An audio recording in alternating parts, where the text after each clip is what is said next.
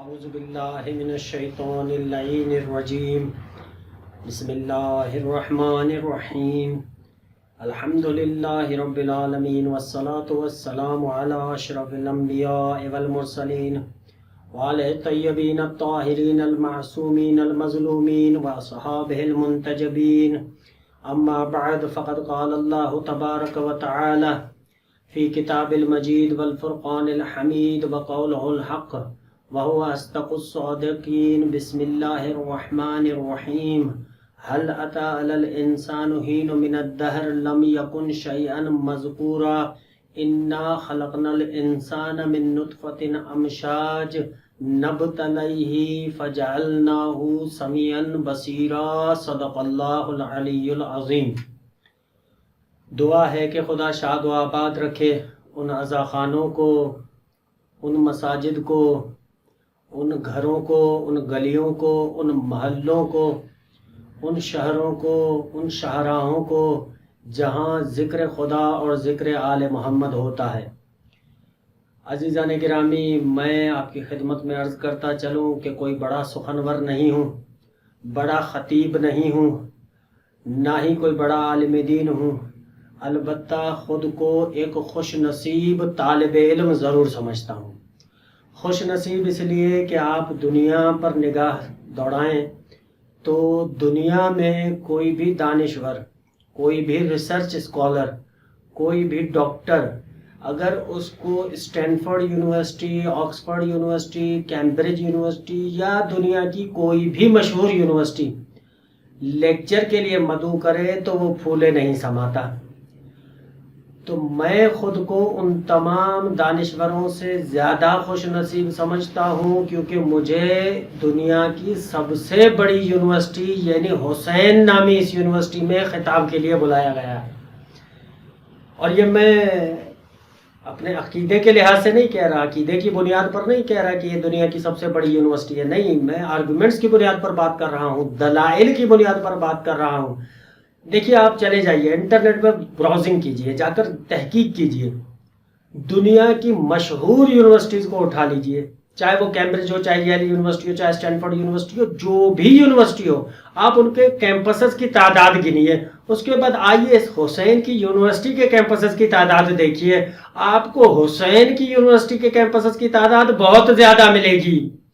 آپ چلے جائیے شمالی علاقہ جات میں جائیے، گلگت بلتستان سے لے کر اس کے بعد آئیے سندھ کے اندر ننگر پار کر تھر کا جو علاقہ ہے، تھر کا جو ریگستانی علاقہ ہے، اس میں جب آپ جائیں گے تو انڈیا کے بارڈر کے قریب کچھ علاقے ہیں، ان میں جھونپڑی سجا کر ایک بندہ بیٹھا ہوا ہے اور اس پر ایک علم سجایا ہوا ہے، کالے لباس میں ملبوس ہے اور دنیا کو پیغام دینا چاہ رہا ہے کہ یہ مت سمجھنا کہ دنیا کی یونیورسٹیز کی طرح صرف حسین کی یونیورسٹی کے کیمپسز شہروں میں ہوں گے، نہیں، بلکہ اس کے کیمپس اس ریگستان میں بھی موجود ہیں۔ بڑی یونیورسٹی ہے، بہت بڑا نیٹ ورک آف لیکچرز ہے اس کا، دنیا میں کسی کے پاس ایسا نیٹ ورک آف لیکچرز نہیں ہے جو حسین کی یونیورسٹی کے پاس ہے۔ کونے کونے میں مجالس اعضاء برپا ہو رہی ہوتی ہیں، کونے کونے میں جشن و ولادت کے پروگرامز ہو رہے ہوتے ہیں۔ تو یہ لیکچرز ہیں، ہم جاتے ہیں، سنتے ہیں، اہل علم ہمیں علم دیتے ہیں۔ یہ لیکچرز نہیں ہے تو کیا ہے، یہ یونیورسٹی نہیں ہے تو اور کیا ہے۔ اور زبردست جملہ فرمایا حضرت آیت اللہ عقیل الغربی صاحب نے، اللہ تبارک و تعالیٰ ان کو سلامت رکھے، ملت کا سرمایہ ہے، فرمایا کہ ایسی یونیورسٹی ہے کہ جس کے ہر لیکچر کی شروعات ذکر صامت قرآن سے ہوتی ہے اور اختتام ذکر ناطق قرآن پر ہوتا ہے۔ دیکھیے کتنا بڑا زبردست قسم کا جملہ فرمایا مجلس اعضاء کے بارے میں۔ اور آیت اللہ شوشتری صاحب، بہت بڑا نام ہے، اللہ تبارک و تعالیٰ ان پر رحم کرے، فرمایا کہ یہ مجالس اعضاء قبۃ الحسین ہیں۔ بھائی کیا مطلب قبۃ الحسین ہے قبلہ؟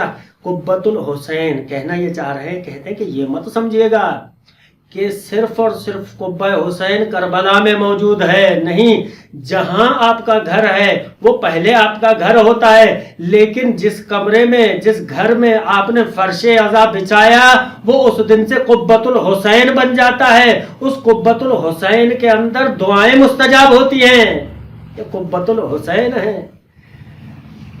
جیسا کہ میں نے آپ کی خدمت میں عرض کیا کہ میں کوئی بڑا عالم دین نہیں ہوں، بڑا خطیب نہیں ہوں، بڑا سخنور نہیں ہوں. ایک چھوٹا سا سبق ہے، چند عرائض ہیں جو آپ کی خدمت میں پیش کروں گا. البتہ ان عرائض، یہ جو میری چھوٹی سی گفتگو ہوگی یہ 4 حصوں پر مشتمل ہوگی. پہلے میں انشاءاللہ ذکر قرآن ہوگا، دوسرے حصے میں انشاءاللہ ذکر شان اہل بیت ہوگا، تیسرے حصے میں انشاءاللہ ذکر فرمان اہل بیت، اور آخری حصے میں انشاءاللہ ذکر فرمان اہل بیت. بشرطے کہ شرط یہ ہے کہ آپ کی استماع سے اگر میں بہرمند ہوا تو انشاءاللہ اپنے عرائض آپ کی خدمت میں پہنچانے میں کامیاب رہوں گا. اب آپ سوچ رہے ہوں گے کہ مولانا نے استماع کیا کہہ دیا، شاید غلطی ہو گئی، کہنا سماع چاہ رہے تھے، کہنا سماعت چاہ رہے تھے، لیکن بھولے سے کہہ دیا استماع. نہیں جناب عالی، آپ کی حیرت برحق ہے، بجا ہے. کیوں؟ کیونکہ آپ نے تمام اہل منابر سے یہی سنا ہے کہ میں آپ کی سماعتوں کا محتاج ہوں. بالکل صحیح ہے، آپ نے بالکل صحیح کہا ہے، لیکن میں نے جان بوجھ کر کہا ہے. میں آپ کو ایک نقطہ دینا چاہ رہا ہوں اس کے اندر. دیکھیے، سماع کس کو کہتے ہیں اور استماع کس کو کہتی ہیں، غور سے سنیے گا تو ان کا فرق انشاءاللہ آپ کو پتہ چل جائے گا. اور ایک ایسا نقطہ انشاءاللہ آپ کی خدمت میں پیش کر جاؤں گا کہ ہمیشہ کے لیے آپ کو یاد رہے گا. جناب علی، سماع عربی میں کہتے ہیں سننے کو، استماع بھی سننے کو کہتے ہیں. تو بھی فرق کیا ہے ان کے اندر؟ دیکھیے، سماع کیا ہوتا ہے؟ سماع یعنی سننا. آپ گاڑی میں بیٹھے ہوئے سڑک سے جا رہے ہیں، یہاں سے وینڈرز کی آوازیں آ رہی ہیں، یہاں سے گاڑیوں کے ہارن بج رہے ہیں، شور ہے، گاڑیوں کی آوازیں، یہ ساری آپ کے کان تک پہنچتی ہیں، ان کو کہتے ہیں سماع. ٹھیک. لیکن استماع کی کیٹیگری ذرا اوپر ہے. استماع یعنی نہ صرف سننا بلکہ دھیان سے سننا، غور سے سننا. قرآن میں بھی یہی آتا ہے. قرآن کہتا ہے فَإِذَا قُرِئَ الْقُرْآنُ، جب بھی قرآن کی تلاوت ہو، قرآن کی قرات ہو، فَاسْتَمِعُوا لَهُ، اس کی استماع کرو. سماع کا لفظ استعمال نہیں کیا، یعنی دھیان سے سنو. بھائی جب ذکر سامت قرآن کے لیے اللہ تبارک و تعالیٰ کو یہ قبول نہیں ہے کہ لفظ سماع استعمال کرے، تو میں ذکر ناطق قرآن کے لیے کیسے سماع کا لفظ استعمال کر دوں؟ یہ توہین ہو جائے گی مجلس کی. ذکر حسین کی شان میں کمی واقع ہو جائے گی اگر میں کہوں سماع. نہیں، آپ نے استماع کرنا ہے جناب علی، یہ ذکر حسین ہے، اس کو استماع کرنا ہے. تو میں نے آپ کی خدمت میں سورہ دہر کی پہلی 2 آیات کی تلاوت کا شرف حاصل کیا، جس کے اندر اللہ تبارک و تعالیٰ فرما رہا ہے هل اتى على الانسان حين من الدهر، کیا ایسا دور نہیں آیا انسان کی زندگی میں، کیا ایسا دور آیا ہے انسان کی زندگی میں کہ جب وہ کیا تھا، لم یکن شیئا مذکورا تھا، کوئی قابل ذکر چیز نہیں تھا. پہلی بات تو سوال یہ پیدا ہوتا ہے کہ اللہ تبارک و تعالیٰ انٹروگیٹو سینٹنس کیوں استعمال کر رہا ہے، کیوں سوالیہ جملہ استعمال کر رہا ہے؟ بھائی یہی کہہ دیتا کہ انسان کے لیے کوئی ایسا دور تھا جس میں وہ ایک ناقابل ذکر چیز تھا. بھائی کہہ سکتا تھا نا، کہہ سکتا تھا، لیکن کیوں نہیں کہا، اس میں بعد میں آؤں گا. اس سے پہلے اس لفظ انسان کو دیکھ لیجئے، هل اتى على الانسان. اب میں آپ سے سوال، میں آپ کی خدمت میں سوالات پوچھتا رہوں گا، اور یہ جو نوجوان دوست ہیں ان کی طرف میری توجہ خاص ہوگی. کیوں؟ کیونکہ ہمارے ملت کا اثاثہ ہے، کل انہوں نے ہی ملت کو سنبھالنا ہے. تو میں آپ سے سوالیہ طور پر کچھ آپ کی خدمت میں عرض کروں گا تاکہ آپ کے ذہن پر نوک ہو اور آپ سوچنے پہ مجبور ہوں. بھئی یہاں پر لفظ انسان استعمال ہوا ہے، هل اتى على الانسان حين من الدهر. یہاں پر اگر بشر کا لفظ لے آتے تو کوئی مذائقہ تھا؟ بھئی ہماری عام زندگی کے اندر تو ہم لفظ بشر کو وہی استعمال کرتے ہیں، انسان کو بشر کہتے ہیں، بشر کو انسان کہتے ہیں، کوئی فرق نہیں ہے. لیکن یہ آپ کا معاشرہ جو ہے، یہ آپ بازاری زبان میں اس کو کہتے ہیں، لیکن آپ علمی حلقوں میں جب آئیں گے تو اس انسان کے لفظ اور بشر کے لفظ کے اندر بہت زیادہ فرق ہے. وہ میں آپ کی خدمت میں عرض کرنا چاہتا ہوں. صلوات پڑھ دیجیے محمد و آل محمد پر. دیکھیے، یہ لفظ استماع، لفظ انسان اور بشر کس کو کہتے ہیں؟ ذرا توجہ کیجئے گا. تاریخ میں جا کر دیکھ لیجئے آپ، مخلوقات کے بارے میں زمین شناسوں نے جنہوں نے تحقیق کی ہے جانداروں کے بارے میں، وہ کہتے ہیں کہ جناب عالی یہ جو پستاندار جاندار ہے، یعنی جو میملز ہیں، ان کی ایک بہت بڑی تاریخ ملتی ہے. ٹھیک. پھر ان میملز میں سے ایک ایسی سٹیج آتی ہے کہ ایک مخلوق پیدا ہوتی ہے کہ جو منفرد ہے. بھئی کس طرح سے منفرد ہے؟ منفرد اس لحاظ سے ہے کہ اس کے جسم پر بال نہیں ہیں، اس کی چمڑی ظاہر ہے. اس سے پہلے جو بھی میملز آئے ان کے جسم پر اون تھی، ان کے جسم پر بال تھے، لیکن یہ منفرد مخلوق ہے جس کے جسم پر بال نہیں ہے. اس کے لیے اس کو کہا گیا ہے بشر. ٹھیک بھائی، بشر کہا گیا. کیوں؟ کیونکہ اس کے جسم پر بال نہیں ہے. اچھا، یہ بشر جو ہے، یہ ذہن میں رکھیے، یہ نقطہ ذہن میں رکھیے گا. جب بھی بشر استعمال کیا گیا ہے قرآن کے اندر، وہ انسان کے جسمانی پہلو کی تعریف کرتا ہے. اس جسمانی پہلو کی تعریف کو ذہن میں رکھیے، اس فکر کو ذہن میں رکھیے، آگے ایک نقطہ بیان کروں گا اس کے بارے میں۔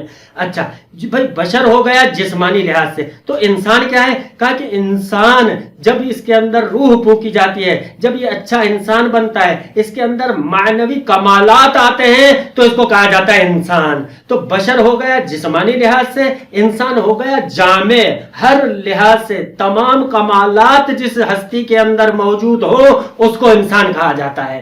مخلوقات میں سے سب سے، اسی لیے کہا گیا کہ اشرف المخلوقات ہے، انسان اشرف المخلوقات ہے، بشر اشرف المخلوقات نہیں ہے، ذہن میں رکھیے گا۔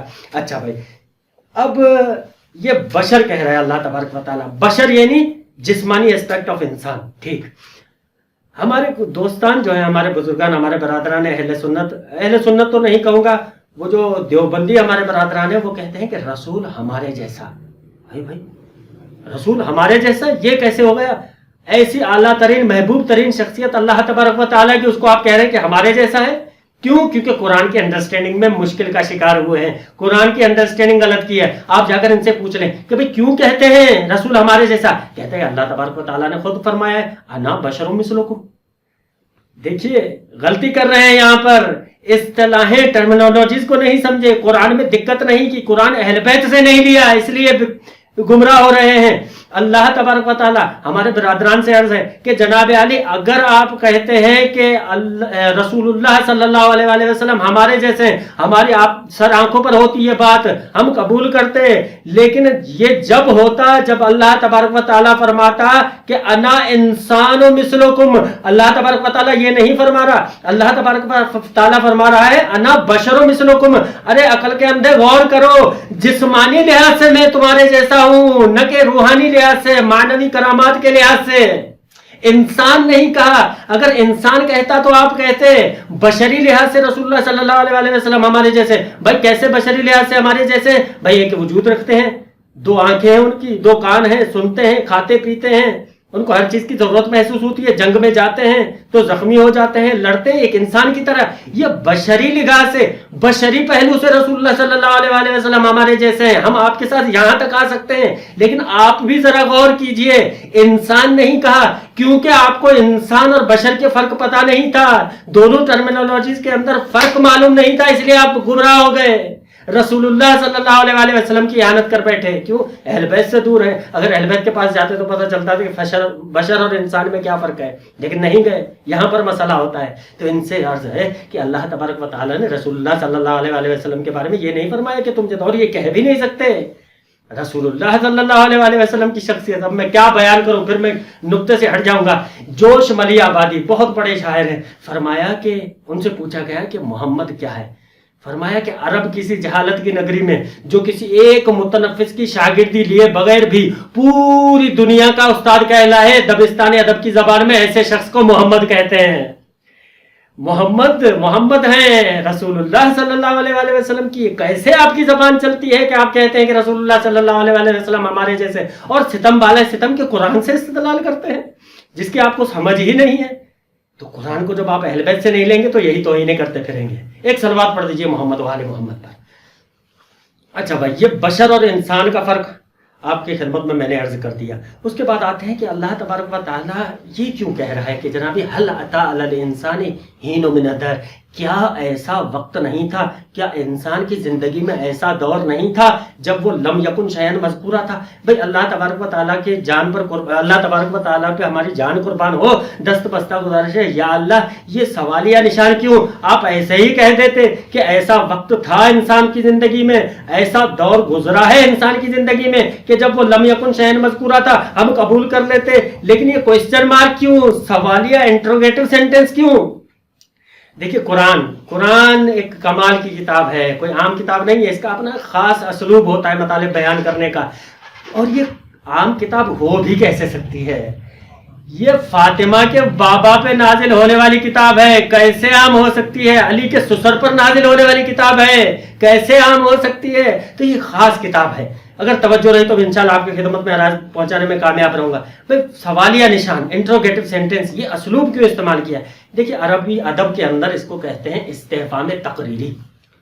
اب یہ استفہام تقریری کیا ہے؟ آپ کہیں گے کہ مولانا صاحب نے عربی زبان استعمال کر دی، ہمیں تو پتہ ہی نہیں ہے کہ عجیب سی ٹرم استعمال کر دی. میں ایک مثال دوں گا، آپ سمجھ جائیں گے. دیکھیے ایک باپ ہے، اس کو بیٹے اس کو پتہ چلا کہ میرا بیٹا منحرف ہو گیا، اس کو نصیحت کرنا چاہتا ہے، یا شاید یہ سوچ رہا ہے احساس کمتری میں مبتلا ہو گیا ہے، یہ سوچ رہا ہے کہ میرے والدین نے میرے لیے کوئی خاطر خواہ کام انجام نہیں دیا. یہ باپ آتا ہے اپنے بیٹے کے پاس، اس کے پاس آ کر کہتا ہے کہ بیٹا میں نے تمہیں اچھی تعلیم دی، سوالیہ نشان، انٹروگیٹو سینٹنس، میں نے تمہیں اچھی تعلیم دی، میں نے تمہیں اچھے کھلونے دیے، میں نے تمہیں اچھے سے پڑھایا لکھایا، میں نے تمہیں اچھے سے کپڑے دیے، میں نے تمہیں اچھا سا لباس دیا. بیٹا کہتا ہے جی ابا. سب سوالوں کے جواب میں بیٹا کہتا ہے جی ابا. بھائی یہ سوال کیوں کر رہا ہے؟ باپ سوال اس لیے کر رہا ہے، استفہام تقریری اس لیے استعمال کر رہا ہے کہ بیٹے سے اعتراف لینا چاہ رہا ہے، یاد دلانا چاہ رہا ہے کہ بیٹا یاد کرو کہ یہ دور بھی تم پر گزرا ہے. اللہ تبارک و تعالیٰ بھی انسان سے اعتراف لینا چاہ رہا ہے کہ اے انسان، آج تم خود کو بڑے فن خان سمجھتے ہو، بہت بڑے عالم دین سمجھتے ہو، بہت بڑے انجینئر، ڈاکٹر، فلاسفر سمجھتے ہو. یاد رکھنا کہ کوئی ایسا دور تھا کہ تم لم یکن شیئن مذکورہ تھے. تو اللہ تبارک و تعالیٰ کہ کوئی بھی کام حکمت سے خالی نہیں ہوتا، قرآن ہو یا کوئی بھی لفظ ہو. اللہ تبارک و تعالیٰ حکیم ہے، اور حکیم اس کو کہتے ہیں جو فضول کی بات نہ کرے، ہر بات میں اس کی معنی ہوتی ہے، ہر بات میں اس کی حکمت چھپی ہوتی ہے. تو یہاں پر بھی یہ حکمت ہے. اللہ تبارک و تعالیٰ کہنا چاہ رہا ہے کہ یاد کرو، فخر مت کرنا، کہیں فخر کرنے لگ جانا کہ میں تو بہت بڑی تو بن گیا ہوں، بہت بڑی چیز بن گیا ہوں. نہیں، کچھ بھی نہیں ہو تم. لم یکن شیئن مذکورہ تھے، تم ایک ناقابل ذکر چیز تھے، ہم نے تمہیں اس اسٹیج پہ پہنچایا ہے. انسان کہہ رہا ہے، بشر نہیں کہہ رہا. یہاں پر بھی حل اتی علی الانسان، کیوں؟ کیونکہ انسان کے اندر ہی غرور آتا ہے، وہ خود کو اشرف المخلوقات سمجھتا ہے. اللہ تبارک و تعالیٰ کہتا ہے میں نے تمہیں اشرف المخلوقات کی کیٹیگری میں ڈالا ہے، بے شک کیٹیگری میں ڈالا ہے، لیکن یہ مت بھولنا کہ تم لم یکن شیئن مذکورہ تھے. یہ مقصد ہے. اللہ تبارک و تعالیٰ یاد دلانا چاہ رہا ہے، ہمارے ذہنوں پہ نوک کرنا چاہ رہا ہے، اعتراف لینا چاہ رہا ہے کہ یاد رکھنا، اپنی حیثیت کو بھولنا مت. اچھا بھائی کیا مقصد ہے اس کا؟ کچھ اور بھی طریقہ اختیار کر سکتا تھا نا. آخر کیا ہے، کیا اس کی اور کیا انٹرپریٹیشن ہو سکتی ہے؟ دیکھیے اس کی علمی انٹرپریٹیشن ایک اور بھی ہے. ایک سلوات پڑھ دیجیے، میں آپ کی خدمت میں پیش کروں. دیکھیے انسان جو ہے، میں نے آپ کی خدمت میں عرض کیا بشر اور انسان میں فرق ہے. انسان کمالات کا مجموعہ ہے، ٹھیک؟ بشر صرف جسمانی پہلو تھا. اچھا یہ انسان بنا، لیکن یہ انسان بھی پہلے ایک ناقابل ذکر چیز تھا. کیسے ناقابل ذکر چیز تھا؟ بھائی اللہ تبارک و تعالی فرما رہا ہے کہ ہم نے انسان کو تراب سے خلق کیا، مٹی سے خلق کیا. کہیں پہ کہہ رہا ہے ہم ان مسنون سے خلق کیا، کہیں پر کہہ رہا ہے کہ نطفے سے خلق کیا. ڈفرینٹ ٹرمینالوجیز اللہ تبارک و تعالیٰ نے استعمال کی ہے، لیکن اللہ تبارک و تعالیٰ یہ کہہ رہا ہے یہاں پر آ کے ساری چیزوں کا نچوڑ آ کر اس آیت کے اندر بیان کر دیا. یہ کمال قرآن ہے. ایک جگہ پر کہا کہ تمہیں نطفے سے پیدا کیا گیا، ایک جگہ پر کہا کہ تمہیں خاک سے پیدا کیا گیا، دوسری جگہ پر کہا گیا کہ تمہیں گیلی مٹی سے پیدا کیا گیا، کہیں کہا کہ تمہیں ہم نے پانی سے پیدا کیا. ہر جگہ پر کہا کہ جو بھی چیز جس بھی چیز سے لے لو، جو بھی چیز جس بھی چیز پر دھیان دو، لیکن نتیجہ یہی نکلے گا کہ لم یکن شیئن مذکورہ تھے، ناقابل ذکر چیز تھے. دیکھیں کمال ہے قرآن ہے، سمیٹ رہا کیسے ہے. دریا کو کوزے میں بند کرنا کوئی سیکھے تو قرآن سے سیکھے. فصاحت و بلاغت کی کتاب ہے قرآن. اچھا بھائی یہ کیا ضرورت پیش ہے اللہ تبارک و تعالیٰ کو؟ کیسے اللہ کس بنیاد پر کہہ رہا ہے اللہ تبارک و تعالیٰ کہ ہم لم یکن شیئن مذکورہ تھے؟ دیکھیے روح آنے سے پہلے انسان ایک بشر تھا. یہ انسان تب بنتا ہے جب اس کے اندر روح آتی ہے. اچھا بھائی روح کیا چیز ہے؟ اب روح کے بارے میں مختلف نظریات ہیں. تھوڑا سا خشک موضوع ہے، دھیان دیں گے تو انشاءاللہ آپ کے علم میں اضافہ ہوگا. افلاطون سے پوچھا گیا کہ جناب علی روح کیا ہے اور یہ کب پیدا ہوتی ہے؟ کہا کہ اللہ تبارک و تعالیٰ نے ارواح کو پہلے سے ہی خلق کیا ہوتا ہے، خلق کر رکھا ہوتا ہے. جیسے ہی ایک انسان کی پیدائش ہوتی ہے تو وہ روح اس میں آ کر اٹیچ ہو جاتی ہے، اس کے ساتھ پیوست ہو جاتی ہے، اس کے اندر مل جاتی ہے، اور یہ انسان دونوں لحاظ سے جسمانی اور روحانی لحاظ سے کامل بن جاتا ہے. یہ افلاطون کا نظریہ، یونان کا بہت بڑا فلسفہ تھا. اس کا ایک شاگرد ہے جس کا نام ہے ارسطو.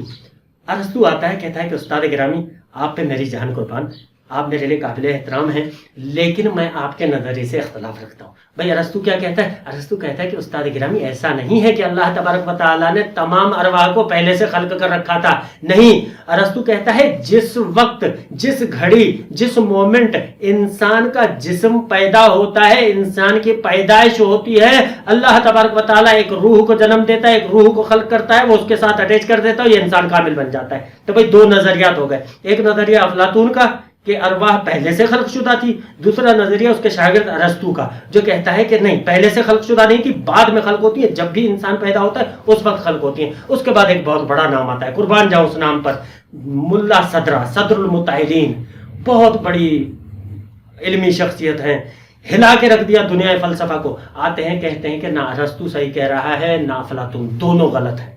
ارے بھائی دونوں غلط ہیں، کیوں؟ یہ کیوں ادعا کر رہا ہے اور اپنے ادعا کو ثابت کر رہا ہے؟ کیوں ثابت کر رہا ہے؟ میں آپ کی خدمت میں عرض کرتا چلوں۔ اب جب اس کی شخصیت پر غور کریں گے، ملا صدرہ کی تاریخ پڑھیں گے تو آپ کو پتا چلے گا کہ ملا صدرہ کون تھا۔ یہ ملا صدرہ کم میں آئے، دیکھا کہ موسم بہت گرم ہے، ایک تو موسم گرم ہے اور یہاں پر جو علماء بیچارے بیٹھے ہوئے ہیں، مولوی حضرات جو بیٹھے ہوئے ہیں، وہ میری باتیں سمجھنے نہیں تھے کیونکہ بہت بڑے فلسفی تھے، ان کی باتیں قوم والوں کو سمجھ میں نہیں آئی۔ انہوں نے کہا کہ یہاں پہ کوئی گزارا ہونے والا نہیں ہے، چلے گئے کہک ایک کوئی 20 یا 14 کلومیٹر دور شہر ہے قم سے، اگر آپ قم جائیں گے تو انشاءاللہ آپ کو پتہ چلے گا، ایک چھوٹا سا گاؤں ہے، ایک چھوٹا سا ٹاؤن کہہ لیں اس کو، ٹھنڈا علاقہ ہے، بڑا ہی خوبصورت علاقہ ہے، اچھا علاقہ ہے اور موسم بھی اس کا بہت ہی اچھا ہوتا ہے، تو وہاں پر ملا صدرہ چلے گئے، ٹھیک۔ لیکن یہی ملا صدرہ، اب حقیقت دیکھیے کہاں راز پنہان کہاں ہے، ملا صدرہ جو ملا صدرہ بنا ہے اس کی راز کہاں ہے موجود ہے، یہ ہمارے لیے سبق ہے۔ ملا صدرہ کہتا ہے جب بھی میرے لیے کوئی علمی سوال، جب بھی میں مشکل میں پھنستا تھا، علمی لحاظ سے جب بھی میں مشکل میں پھنستا تھا تو میں کیا کرتا تھا کہ یہ سفر طے کرتا تھا، پیدل آتا تھا، بی بی معصومہ سلام اللہ علیہ کی زری پر جالی سے چپک کر بی بی سے توسل کرتا تھا اور مجھے جواب مل جاتا تھا۔ دیکھیے یہ سب کچھ اہل بیت علیہ السلام کے در سے ملتا ہے، اہل بیت علیہ السلام کے در پہ نہیں تو اسی طرح سے بھٹکتے رہیں گے، کہیں کہ رسول اللہ صلی اللہ علیہ وسلم ہمارے جیسے تھے۔ فرق ہے، ملا صدرہ ہے، دنیا کی بہت پرانی تھیوریز، افلاطون جیسے پہاڑ فلسفے کے بہت بڑے پائے، ان کو ہلا کے رکھ دیا، ایک نظریہ دیا حرکت جوہری کا۔ حرکت جوہری کا نظریہ کیا ہے، اس پر گفتگو کرنا میرا مقصد نہیں ہے، میں صرف یہ بیان کرنا چاہتا ہوں کہ تیسرا نظریہ اس ملا صدرہ صدر المتعلین کا ہے۔ کیا فرماتے ہیں کہ جناب علی کہتے ہیں کہ یہ جو آپ کہہ رہے ہیں کہ ارواح پہلے سے خلق تھے، ایسا نہیں ہوتا، اور آپ سمجھتے ہیں کہ ارواح جیسے خلق ہوئے مجرد تھے، میٹا فزیکل تھے۔ میٹا فزیکل تو سمجھتے ہیں نا، میٹا فزیکل تھے، مجرد تھے، مادی نہیں تھے، یہ بھی غلط ہے۔ بہت بڑی بات کر دی، کہا کہ یہ جو ارواح ہیں پہلے، اس سے پہلے کہ یہ میٹا فزیکل بنے، اس سے پہلے کہ یہ مجرد بنے، یہ مادی تھے۔ ارے بھائی بہت بڑا دعویٰ کر دیا، کیسے؟ کہا کہ پھر تبدیلی ہے اس کے اندر، یہ فزیکل چیز تھے، اس کے اندر گریجولی تبدیل آئی، اس نے اپنی شکل و صورت تبدیل کی اور ایک میٹا فزیکل چیز بن گیا۔ ہم ملا صدرہ کی خدمت میں عرض کرتے ہیں کہ جناب ملا صدرہ یہ بات کچھ سمجھ میں نہیں آئی، مؤدبانہ گزارش ہے کہ ذرا مثال دے کر سمجھا دیجیے، کیا دنیا سے آپ کوئی مثال دے سکتے ہیں؟ ملا صدرہ کہتے ہیں کیوں نہیں مثال دے سکتا، آپ نے لالٹین دیکھی ہے؟ بھائی لالٹین تو آج بھی نیٹ پہ سرچ کریں گے، ہمارے نوجوانوں کو شاید پتا نہ ہو، بلب آنے کے بعد اس کی جب بلب انوینٹ ہوا تو اس کے بعد اس کا استعمال میں کمی واقع آ گئی، لیکن البتہ یہ تو جانتے ہیں کہ ایک لالٹین چیز تھی۔ بھائی لالٹین ایک روشنی کے لیے استعمال ہونے والا آلہ تھا جس کے اندر آئل ہوتا تھا، نیچے ٹینکی ہوتی تھی، اس کے اندر آئل ہوتا تھا، ایک فیتا لگا ہوتا تھا، ایک شیشہ لگا ہوتا تھا اور وہ اس میں شعلہ جلتا تھا تو روشنی دیتا تھا۔ یہ ڈیفینیشن ہے، اگر نوجوان جنہوں نے لالٹین نہیں دیکھی تو اب سمجھ گئے ہوں گے۔ ملا صدرہ آتے ہیں، کہتے ہیں کہ آپ نے لالٹین دیکھی؟ ہم نے کہا بالکل دیکھیے۔ کہا کہ اس لالٹین کے اندر کیا ہوتا ہے نیچے ٹنکی کے اندر؟ ہم نے کہا جناب علی کیروسین آئل ہوتا ہے، تیل ہوتا ہے، کوئی بھی تیل۔ کہا کہ اچھا تیل ہوتا ہے اور اس کے بعد اس کے اندر فیتا لگتا ہے؟ ہم نے کہا بالکل فیتا لگتا ہے۔ فیتا کیا کرتا ہے؟ ہم نے کہا کہ یہ آئل جذب کرتا ہے۔ کہا کہ آئل جذب کرتا ہے، جب آئل جذب ہوتا ہے اس کے اندر تو یہ وہی آئل ہے نا جو فیتے کے اندر ہے؟ ہم نے کہا کہ فزیکل اسٹیٹ میں؟ ہم نے کہا کہ اس کے بعد جب اس کو شعلہ دیا جاتا ہے تو پھر کیا ہوتا ہے؟ ہم نے کہا کہ اس کے اندر آگ جلتی ہے۔ کہا کہ آگ سے کیا بنتا ہے؟ ہم نے کہا اس سے نور بنتا ہے۔ کہا کہ نور فزیکل چیز ہے یا میٹا فزیکل چیز ہے؟ ہم نے کہا میٹا فزیکل چیز۔ کہا کہ یہ نور وہی تیل ہے جس نے اپنی شکل و صورت تبدیل کر کے اب نور بن گیا ہے، تو یہ ممکن ہے کہ ایک چیز پہلے فزیکل ہو اور اس کے بعد گریجولی اور سلولی اپنی شکل و صورت تبدیل کر کے ایک مجرد چیز بن جائے۔ دیکھیے کیسی زبردست مثال دی. اس کے بعد آتے ہیں کہتے ہیں کہ ہمارے علماء بھی کہتے ہیں سلام کرتے ہیں, کہتے ہیں کہ یہ وہی نظریہ ہے, قرآن کا بھی یہی نظریہ ہے. بھائی قرآن کیا کہتا ہے؟ قرآن کہتا ہے کہ یہ جو انسان ہے پہلے اس کے اندر کیا بنتا ہے جناب عالی؟ رحم مادر کے اندر جسم بنتا ہے نا, لوتھڑا بنتا ہے, صرف ایک لوتھڑا ہوتا ہے. اس کو انسان کنسیڈر نہیں کیا جاتا. 120 دن تک 4 ماہ تک قرآن اس لوتھڑے کو انسان نہیں کہتا. جب اس کے اندر روح آ جاتی ہے اور کہتے ہیں کہ 4 ماہ بعد یہ انسان کامل سمجھا جاتا ہے, اس کا قتل ایک انسان کا قتل کہلایا جاتا ہے. یہ کامل انسان 4 ماہ کے بعد بنتا ہے. اب یہاں پر پھر آ جاتے ہیں ملا صدرہ کہتے ہیں اب غور کیجئے گا اس کے اندر یہ جو لوتھڑا بنتا ہے یہ کہاں سے بنتا ہے؟ ہم نے کہا یہ ماں کے خون سے بنتا ہے. کہا کہ ماں کا خون کہاں سے بنتا ہے؟ توجہ, کہا کہ ماں کا خون کہاں سے بنتا ہے؟ ہم نے کہا جو ماں غذائیں کھاتی ہے اس سے بنتا ہے. کہا کہ ماں غذائیں کیا کھاتی ہے؟ ہم نے کہا گیہوں کھاتی ہے, پھل کھاتی ہے, سبزیاں کھاتی ہے اور مختلف چیزیں کھاتی ہے, گندم کھاتی ہے. کہا کہ اچھا یہ گندم, یہ گیہوں, یہ پھل یہ کہاں سے اگتے ہیں؟ ہم نے کہا خاک سے. کہا کہ تو یہی اللہ فرما رہا ہے کہ ہم نے انسان کو خاک سے پیدا کیا ہے. یہ اس کی پوری مکمل انڈرسٹینڈنگ ملا صدرہ بیان کر رہے ہیں کہ کہا کہ خاک سے کہنے کا مقصد کیا ہے کہ تمہیں خاک سے پیدا کیا ہے. اس خاک سے جو پھل بنتے ہیں وہ تمہاری ماں کھاتی ہے, وہ تمہاری ماں کھاتی ہے, اس کے بعد اس کا خون بنتا ہے, اس خون سے بچہ تغذیہ کرتا ہے, فیڈنگ ہوتی ہے اس کی, اور اس کے بعد جب وہ 4 ماہ کا ہوتا ہے تب اس کے اندر روح آتی ہے, وہ انسان بن جاتا ہے. تو یہ پورا خلقت کا پروسیس بتا دیا ملا صدرہ نے بڑے ہی زبردست طریقے سے. اچھا اس کے اندر میں نے ایک جملہ آپ کی خدمت میں عرض کر دیا, کہہ کر میں گزر گیا, لیکن اس پر رکوں گا انشاءاللہ. دیکھیے گا, غور کیجیے گا. میں نے آپ کی خدمت میں عرض کیا کہ یہ جو ماں ہے, یہ جو بچہ ہے, جب بچہ ہوتا ہے رحم مادر کے اندر تو ماں کے پیٹ میں تغذیہ کرتا ہے. اس جملے پہ آؤں گا. اس جملے کو بنیاد بنا کر ایک دہریے نے سوال کیا, اس سے یہ ملتا جلتا سوال ہے, اس کے اندر اس کا جواب چھپا ہے. امام صادق علیہ السلام کی خدمت میں ایک دہریہ آتا ہے. دہریہ آتا ہے, کہتا ہے کہ یہ تو تم لوگ کہتے ہو کہ جنت میں مختلف قسم کی انسان غذائیں کھائے گا لیکن اس کو رفع حاجت کی ضرورت پیش نہیں ہوگی. کیا دنیا سے کوئی ایسی مثال دے سکتے ہو؟ حضرت امام جعفر صادق علیہ السلام باب العلم کے بیٹے ہیں, ان کے لیے کوئی سوال اہمیت ہی نہیں رکھتا تھا. کہا کہ اے دہریہ غور کرو, کیا تم نے یہ سنا ہے کہ جب بچہ ماں کے پیٹ میں ہوتا ہے تو وہاں پر غذا کھاتا ہے؟ کہا کہ بالکل سنا ہے, یہ کس سے ڈھکی چھپی بات ہے. کہا کہ کیا اس کو رفع حاجت پیش آتی ہے؟ رفع حاجت کی ضرورت اس کو پیش آتی ہے؟ کہا کھاتا ہے لیکن رفع حاجت کی ضرورت پیش نہیں آتی. تو اللہ تبارک و تعالیٰ بھی جنت کے اندر کوئی ایسا سسٹم بنائے گا کہ انسان کھائے گا صحیح لیکن اس کو رفع حاجت کی ضرورت محسوس نہیں ہوگی. یہ جواب دیا. ہونٹ سوکھ گئے دہریے کے, تل ملا سا گیا. کہا کہ اس کو چھوڑو. اچھا جیسے ہمارے پاس پاکستان میں کہتے ہیں نا, ہمارے برادران جب بحث میں پھنستے ہیں تو کہتے ہیں کہ اس کو چھوڑو, ایک اور سوال ہم کرتے ہیں اس کا جواب دیجئے. ہم کہتے ہیں مولا باب العلم کے بیٹے ہیں. مولا نے کہا, مسکرا کر کہا کہ تمہارے جتنے بھی سوال ہیں دہریہ تم پوچھو, میں تمہیں جواب دوں گا. کہا کہ اچھا اس سوال کا جواب دو کہ تم لوگ کہتے ہو کہ جنت کے اندر غذائیں ہوں گی, مختلف قسم کی غذائیں ہوں گی, لیکن جتنا بھی تم ان میں سے کھاؤ ان کی مقدار میں کمی واقع نہیں ہوگی. کوئی دنیا سے کوئی ایسی مثال دے سکتے ہو کہ جہاں پر ایک روٹی ہو, اس کا نوالا لیا جائے, اس سے ایک ٹکڑا توڑا جائے لیکن روٹی ایسی کی ایسی رہے, اس کے اندر کمی واقع نہیں ہو. ایک شربت کا کوزہ ہو, ایک شربت کا گلاس ہو, اس میں سے شربت کے جتنے بھی گھونٹ لیے جائیں لیکن شربت اتنے کا اتنا رہے, اس کا لیول کم نہ ہو. کیا یہ ممکن ہے؟ دنیا سے مثال دے سکتے ہو؟ دیکھیے کمال ہے امام جعفر صادق علیہ السلام. لیکن یہاں پر میں رکوں گا. آپ کی خدمت میں ایک سوال عرض ہے. یہ جو ہمارے دوست, یہ بالخصوص جو نوجوان بیٹھے ہوئے ہیں, ان سے میں سوال کرنا چاہوں گا کہ بھائی آپ سے اگر کوئی دہریہ کل آ کر فیس بک پر آپ سے چیٹ کر رہا ہو, یہ سوال کر لے کہ تمہارا عقیدہ ہے نا جنت میں کہ جنت میں ہم غذائیں کھائیں گے لیکن ان کی مقدار کم نہیں ہوگی, تمہارے امام مان رہے ہیں, تمہارا قرآن کہہ رہا ہے, اچھا تو اس کا کوئی دنیا سے مثال دے سکتے ہو؟ یہاں پہ جتنے بھی واللہ بینکم و بین اللہ, آپ سب کو اللہ جل جلالہ کو حاضر ناظر سمجھ کر جواب دیجیے گا کہ آپ کے پاس جواب ہے اس کا. یہ جو ہمارے نوجوان بیٹھے ہوئے, شاید ہی کسی کے پاس جواب ہو, کسی کے پاس جواب نہیں ہوگا. کیوں؟ کیونکہ معارف اہل بیت کو پڑھا ہی نہیں ہے. ظلم کیا ہے اہل بیت علیہ السلام پر ہم نے. معذرت کے ساتھ، یہ حقیقت ہے، یہ تلخ حقیقت، اس کو قبول کرنا ہوگا۔ ہم کیا کرتے ہیں، ہمارا نوجوان آج کل کا کیا کرتا ہے، فیس بک پہ بوٹا ہوتا ہے، اسکین رکھے ہوئے ہیں، بخاری کے اسکین رکھے ہوئے ہیں، مسلم کے اسکین رکھے ہوئے ہیں، صحاح کے اسکین رکھے ہوئے ہیں، دیکھو سنیو تمہاری کتاب میں یہ لکھا ہوا ہے، دیکھو سنیو تمہاری کتاب میں یہ لکھا ہوا ہے۔ ارے بھائی، سنیوں سے مقابلہ بعد میں کرنا، مخالفین سے مقابلہ بعد میں کرنا۔ میں نہیں کہہ رہا کہ مکتب کا دفاع نہ کرو، بے شک کرو، لیکن پہلے اپنے معارف تو پڑھ لو، اہل بیت علیہ السلام کے معارف تو پڑھ لو۔ علماء نے اتنی محنت کر کے قلم بند کیا ہے ان کو، ان کی محنتوں کا اجر تو کم از کم یہ دو، اجر تو تم دے ہی نہیں سکتے، کم از کم یہ تو کرو کہ ان کا مطالعہ کرو۔ اب یہاں پر اگر کوئی سوال کر لے، آج بھی سوشلسٹ موجود ہے، لبرلز موجود ہیں، دہریے موجود ہیں، انٹرنیٹ پر ان کے وفور میں تعداد موجود ہے، وہ سوالات کرتے ہیں، ہمارے نوجوان کا گردن جھک جائے گی وہاں پر۔ اہل بیت علیہ السلام کی یہ سب سے بڑی توہین ہے۔ باب العلم کو ماننے والا جب علمی سوال ہو اور اپنی گردن جھکا دے تو اس سے بڑا ظلم باب العلم پر کوئی نہیں ہے۔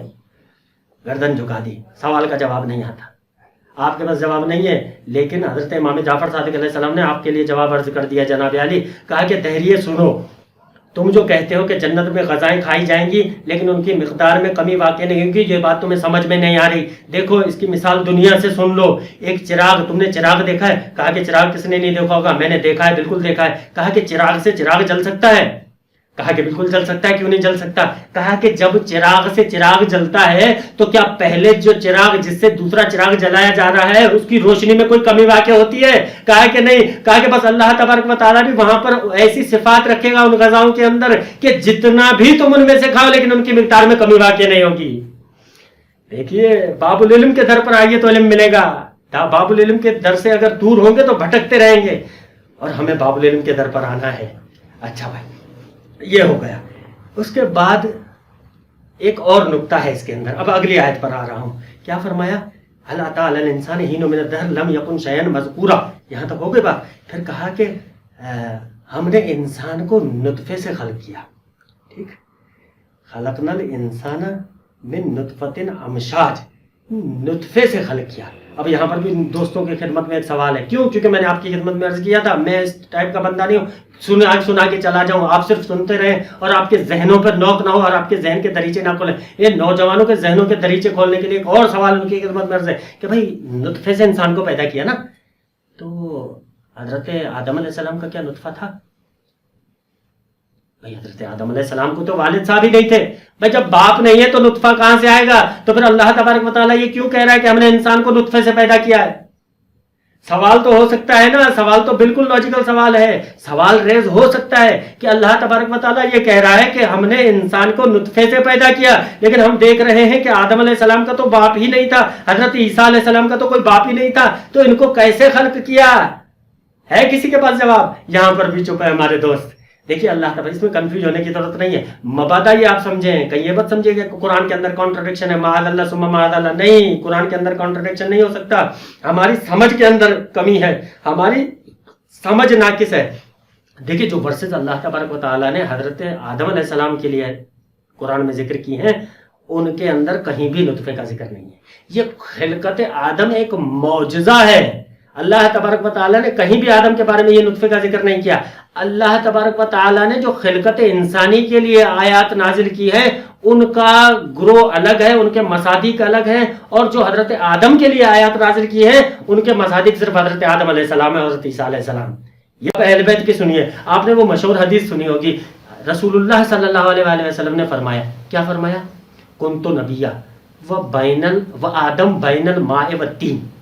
غور کیجئے گا اہل بیت علیہ السلام کی کتنی فصاحت اور بلاغت، کتنی دھیان سے، کتنی چھان و بھٹک کے ساتھ الفاظ کا استعمال کرتے ہیں، کتنے پرسائز ہیں یہ اپنے قول میں۔ کہا کہ کنت نبیہ و آدم بین الماء والتین، آدم کے بارے میں حضرت رسول اللہ صلی اللہ علیہ وآلہ وسلم نے بھی نطفہ نہیں کہا۔ یہ کہہ سکتے تھے کہ جب نطفہ اس کا بن رہا تھا میں تب سے نبی ہوں، کہا نہیں، میں اس وقت سے نبی ہوں جب آدم بین الماء والتین تھا، پانی اور مٹی کے بیچ میں تھا۔ کیوں؟ کیونکہ اگر رسول اللہ صلی اللہ علیہ وآلہ وسلم کہتے کہ آدم نطفہ آدم کا بن رہا تھا تب سے میں نبی ہوں، تو سوال کرنے والے سوال کرتے، اعتراض کرنے والے اعتراض کرتے کہ بھائی دیکھو قرآن کہہ رہا ہے کہ آدم علیہ السلام کا نطفہ نہیں تھا، لیکن رسول کہہ رہا ہے، اہل بیت کہہ رہے ہیں کہ نطفہ ہے، لگتا ہے کہ ان کے راستے الگ ہیں، قرآن کا راستہ الگ ہے، اہل بیت کا راستہ الگ ہے۔ رسول اللہ صلی اللہ علیہ وآلہ وسلم نے آ کر ان کے منہ بند کر دیے، کہا کہ بین الماء والتین، نطفے کا ذکر نہیں کیا۔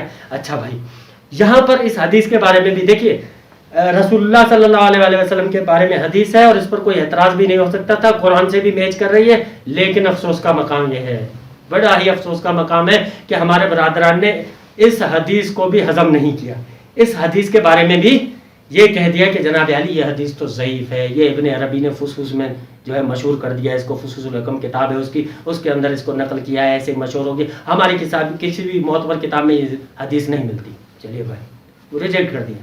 لیکن سوال پیدا ہوتا ہے نا کہ بھئی رسول اللہ صلی اللہ علیہ وسلم کے بارے میں حدیث ہے، اس پر تو کوئی اعتراض نہیں ہونا چاہیے تھا نا، نہ اس کے اندر علی کا ذکر ہے، نہ اس کے اندر حسن کا ذکر ہے، نہ اس کے اندر حسین کا ذکر ہے، نہ اس کے اندر جعفر کا ذکر ہے، نہ اس کے اندر فاطمہ کا ذکر ہے، کسی کا بھی ذکر نہیں ہے۔ رسول اللہ صلی اللہ علیہ وسلم پر تو امت کا اتفاق ہے نا، پھر یہ حدیث آپ کو کیوں ہضم نہیں ہو رہی؟ اس کی بھی میں آپ کو سبب بتاؤں گا، اس کی بھی وجہ بتاؤں گا آپ کو۔ دیکھیے یہ ہمارے دوست ہیں، بڑے ہوشیار ہیں، انہوں نے بڑا مطالعہ کر رکھا ہوتا ہے، ان کو پتا ہے کہ اگر ہم یہ مان لیتے ہیں کہ آدم جب مٹی اور پانی کے بیچ میں تھا، نبی اس وقت سے نبی ہیں، نبوت تب سے ان کو ملی ہوئی ہے، تو ایک حدیث اور بھی ملتی ہے جس میں رسول اللہ صلی اللہ علیہ وسلم فرماتے ہیں انا و علی من نور واحد۔ اگر اس کو مان لیتے ہیں کہ نبی جب آدم ابھی خلق ہی نہیں ہوا تھا تب سے نبی ہے، تو یہ بھی ماننا پڑے گا کہ علی تب سے ہے جب آدم بین الماء و تین تھا۔ مروڑ یہاں پر ہے، مسئلہ یہاں پر ہے، اس لیے یہ نہیں مانتے، اور کوئی وجہ نہیں ہے۔ اچھا لیکن ان کی کوئی راہ فرار نہیں ہے ان کے لیے، میں یہ بھی آپ کی خدمت میں عرض کر دوں ان دوستان ان بزرگان سے، دیکھیے یہ جو بحث، یہ جو مباحث پیش کر رہا ہوں، اس سے ہرگز یہ مقصد نہیں ہے کہ تفرقہ بازی پھیلے، نہیں، میں اتحاد بین المسلمین کا داعی ہوں۔ ہمارے مراجع کرام ہمارے سر کا تاج ہے، انہوں نے فرما دیا اہل سنت ہمارے بھائی ہیں، ان سے اتحاد ہوگا، ہم بھی اسی اتحاد کے قائل ہیں، ہم ان کو سید سیستانی کے بقول اپنا نفس سمجھتے ہیں، یہ ہمارے بھائی ہیں، ہمارے دل و جان ہیں، ٹھیک، لیکن ہم ایک اسٹینڈرڈ رکھتے ہیں یہاں پر، میں یہ اسٹینڈرڈ رکھتا ہوں، میں اس کو اپنا بھائی سمجھتا ہوں جو ہاتھ باندھ کر تو نماز پڑھتا ہے، لیکن جب مدح اہل بیت کی بات آتی ہے تو دل کھول کر مدح اہل بیت کرتا ہے، یہ میرا بھائی ہے۔ وہ ناسبی میرا بھائی نہیں ہے جو اہل بیت کا دشمن ہے۔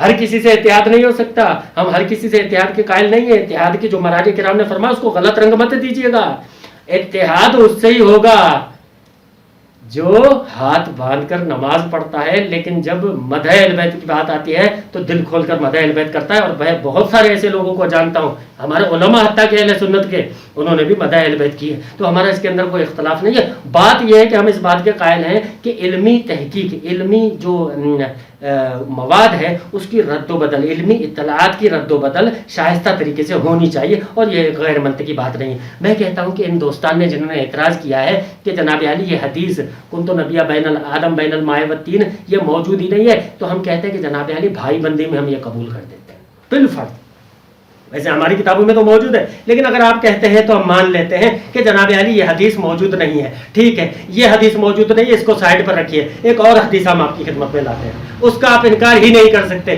پہلے سے بتاتا چلوں بھائی، اس کو ناصر الدین البانی امام وقت، اس کو امام بخاری زمان کہا جاتا ہے، البانی کو، البانی بہت بڑی شخصیت ہے اہل حدیث کی، کہ اہل حدیث کے اندر اس کو بخاری زمان مانا جاتا ہے، یہ کہتا ہے کہ حدیث صحیح ہے، اس نے تعویل کی ہے لیکن اس حدیث کو ریجیکٹ نہیں کیا جو اب حدیث میں بیان کرنے جا رہا ہوں۔ اچھا اس کے بعد آئیے ترمذی شریف، ترمذی شریف کے اندر آپ جا کر دیکھیے گا اس حدیث کو صحیح کہا گیا۔ اس کے بعد مصنف ابن شیبہ، ابن شیبہ کہتا ہے کہ حدیث صحیح ہے۔ کیا حدیث ہے؟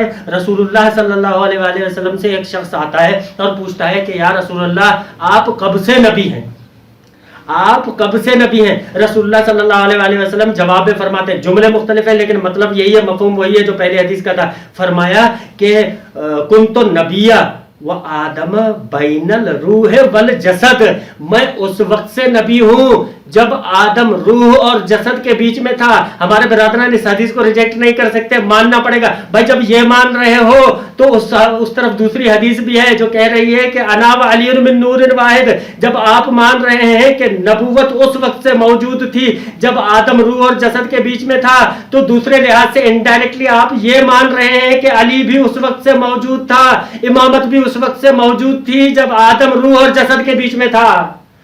دیکھیے آپ فرار ممکن نہیں ہے آپ کے لیے، آپ کچھ بھی کر لیں اہل بیت علیہ السلام کے فضائل سے، آپ فرار ممکن نہیں ہے، آپ کی کتابوں سے لا کر ہم دکھائیں گے، باب علم کے ماننے والے ہیں ہم، باب علم کے ماننے والے ہیں ہم، ایسا نہیں ہے۔ تو یہ مطالب آپ کی خدمت میں عرض کی ہے میں نے، ذکر قرآن بھی ہو گیا، ذکر شان بھی ہو گیا، ذکر فرمان بھی ہو گیا. اب آخری نقطہ، آخری حصہ مجلس کا، ذکر ارمان اہل بیت. دیکھیے حسین کی مظلومیت، اور میں ایک چھوٹا سا طالب علم، میں کیا حسین کی مظلومیت بیان کروں. دیکھیے ایک حضرت موسیٰ علیہ السلام کی داستان تو آپ نے سنی ہوگی. دریائے نیل کے اندر صندوق کے اندر بچے کو ڈال کر بہایا جاتا ہے. یہ بچہ آتا ہے حضرت بی بی آسیہ کے پاس. امرأۃ فرعون اس کو اٹھاتی ہیں، موسیٰ کی بیوی، دیکھتی ہیں کہ کتنا نورانی چہرہ ہے، کتنا پیارا بچہ ہے. فرعون کے پاس لے جاتی ہیں اور ایک جملہ کہتی ہیں جو قرآن کی آیت بن گیا. کہا کہ قالت امرأۃ فرعون قرۃ عین لی ولک ما تقتلوہ. اے فرعون، یہ میری اور تمہاری آنکھوں کی ٹھنڈک ہے، اس کو قتل مت کرنا. اتنا پیارا بچہ ہے، دیکھو تو چاند کا ٹکڑا ہے، اس کو قتل مت کرنا. اور تعجب کی بات ہے، میں کہتا ہوں کتنے مظلوم ہیں میرے مولا حسین. فرعون نہ وہ نماز گزار تھا، نہ وہ تہجد گزار تھا، نہ اس نے قرآن پڑھا تھا، نہ رسول کو مانتا تھا، لیکن ایک چھوٹے بچے پر دیکھتا ہے تو اس پر رحم آ جاتا ہے. میں کہتا ہوں کربلا میں یہ کیسے صفی القلب لوگ تھے، کیسے جانور انسان تھے، کیسے وحشی انسان تھے کہ حضرت مولا حسین نواسۂ رسول جب اپنا 6 ماہ کا چاند لے کر کربلا کے میدان میں آتے ہیں اور کہتے ہیں کہ اس کو 2 گھٹ پانی دے دو. ارے تمہاری دشمنی تو مجھ سے ہے، اس پیاسے نے کیا قصور کیا ہے؟ میرے ماہ کو، میرے 6 ماہ کے ماہ کو، میرے 6 ماہ کے چاند کو 2 گھٹ پانی پلا دو. تو انہوں نے پانی نہیں دیا. یہ وہی لوگ ہیں. ایک اور روایت عرض کرتا چلو، کوفے میں قحط سالی ہو گئی. یہ آئے حضرت امیر المومنین کی خدمت میں، اے امیر المومنین، ہمارے بچے بھوک سے پیاس سے مر رہے ہیں، قحط سالی ہو گئی ہے، آپ دعا کیجئے کہ اللہ تبارک و تعالیٰ بارش برسائے اور ہمارے بچوں سے جو ہے پیاس سے نجات پائیں، بھوک سے نجات پائیں. حضرت امیر المومنین نے مولا حسین علیہ السلام کی طرف نگاہ کی، کہا کہ بیٹا حسین آ جاؤ، ان کوفے والوں کے لیے دعا کرو. روایات میں ملتا ہے کہ میرے مولا نے ابھی ہاتھ ہی نہیں اٹھائے تھے کہ بارش کے قطرے ٹپکنا شروع ہوئے، اور یہ کوفے والے بڑی ہی عجیب نگاہوں سے حسین کو دیکھتے جا رہے تھے. شاید یہ کہنا چاہ رہے ہوں کہ حسین آج تم نے ہمارے اوپر احسان کیا ہے، ایک دن ہم یہ احسان ضرور چکائیں گے. کیسے احسان چکایا؟ کربلا کا میدان ہے، یہ میرے مولا حسین آئے، اپنے چھوٹے بچے کو ہاتھ میں لے کر کہا اس کو پانی دے دو، لیکن انہوں نے پانی نہیں دیا بلکہ ایک 3 منہ والا تیر اور ملا نے جاری کیا، اور وہ آ کر مولا میرے بچے مولا علی اصغر کے گلوں میں لگا ہے، گردن میں لگا ہے، اور مولا زخمی ہو گئے، مولا اصغر بھی زخمی ہو گئے، دونوں زخمی ہو گئے. بڑی عجیب صورتحال ہے. اسی وجہ سے کیا مظلومیت ہے حسین کی، میں کیا بیان کروں. ایک خط لکھا ہے اپنی بیٹی کو، وصیت نے نامہ لکھا ہے میرے مولا نے، اس کے اندر لکھا ہے کہ میرے شیعوں کو کہہ دینا کہ کاش تم کربلا میں ہوتے اور دیکھتے کہ امت نے میرے ساتھ کیا کیا، میرے 6 ماہ کے بچے کے ساتھ کیا کیا جب یہ تیر لگا. روایات میں ملتا ہے کہ مولا جب بھی کوئی شہید ہوتا تھا تو اس کو خیمے کی طرف لے جاتے تھے، تدفین بعد میں ہوتی تھی. یہاں پر بھی یہ لے کر چلے. مولا راستے بدل رہے ہیں، نہیں جانا چاہتا خیمے میں. ایک بچے کو، چھوٹے بچے کو، ایک چاند سے ٹکڑے کو ہاتھ میں لیا ہوا ہے، خون سے لت پت ہے. مولا راہیں چینج کر رہے ہیں، راستے چینج کر رہے ہیں، خیمے کی طرف نہیں جانا چاہتے. ام کلثوم آئی، بی بی زینب آئی، دیکھا کہ کیوں گریا کی آواز نہیں آ رہی چھوٹے بچے کی، شاید پانی مل گیا ہے، یہ سو گیا ہے، بڑی تکلیف میں تھا ہمارا لال، اب اس کو 2 گھونٹ پانی شاید مل چکے ہیں اس لیے یہ سو گیا ہے، یہ اس لیے چپ ہے. لیکن مولا ایک مرتبہ کیا کرتے ہیں کہ اپنا راستہ تبدیل کرتے ہیں، خیمے کی طرف جانے کی بجائے پشت خیمہ کی راہ لیتے ہیں اور وہاں پر جا کے اللہ سے دعا کرتے ہیں کہ میرے مولا یہ میری قربانی قبول فرما. غیب سے آواز آتی ہے اے حسین اس کو چھوڑ دو، اس کو بہشت کی مائیں دودھ پلائیں گی. انا للہ و انا الیہ راجعون. سیعلم الذین ظلموا ای منقلب ینقلبون.